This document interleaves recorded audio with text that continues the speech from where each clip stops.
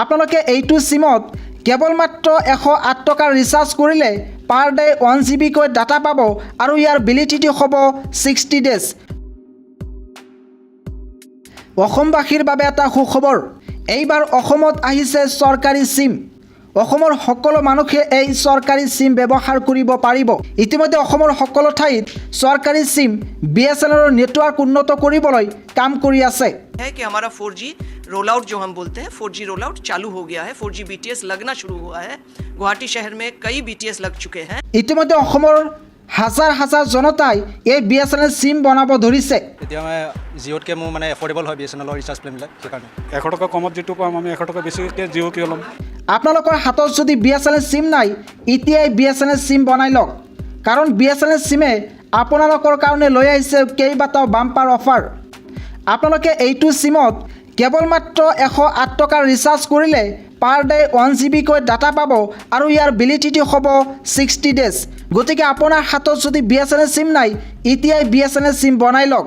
আৰু এই BSNL সিমত আপোনালোকে যদি মাত্ৰ 197 টকাৰ ৰিচাৰ্জ কৰে, তেতিয়াহ'লে পাৰ ডে 2 GB কৈ ডাটা পাব আৰু ইয়াৰ ভেলিডিটি হ'ব 17 ডেজ। আৰু আনলিমিটেড আপোনালোকে কল কৰিব পাৰিব।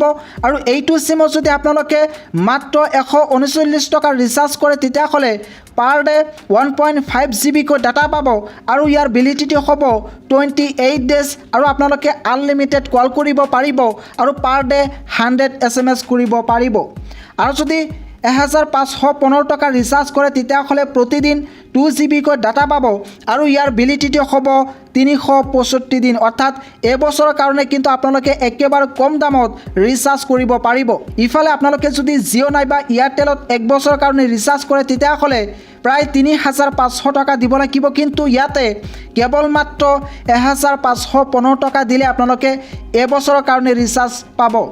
ইতিমধ্যে অসমৰ সকলো ঠাইত এই BSNL ছাৰ্ভিচ উন্নত কৰিবলৈ কাম কৰি আছে আৰু অসমত প্ৰতিদিন প্ৰায় হাজাৰ হাজাৰ লোকে এই BSNL সিম ল'ব ধৰিছে।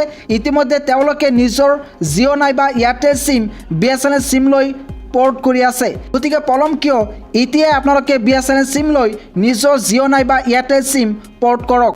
আৰু কেনেকৈ পৰ্ট কৰিব লাগে এই বিষয়ে মই অলৰেডি এটা ভিডিঅ' বনাইছোঁ। সেই ভিডিঅ'ৰ লিংক এইটো ভিডিঅ'ৰ ডিছক্ৰিপশ্যনত দিয়া আছে, আপোনালোকে চাই লওক। আপোনালোকে ঘৰত বহি নিজৰ জিঅ' নাইবা এয়াৰটেল সিম BSNL সিম লৈ পৰ্ট কৰিব পাৰিব, অৰ্থাৎ কনভাৰ্ট কৰিব পাৰিব।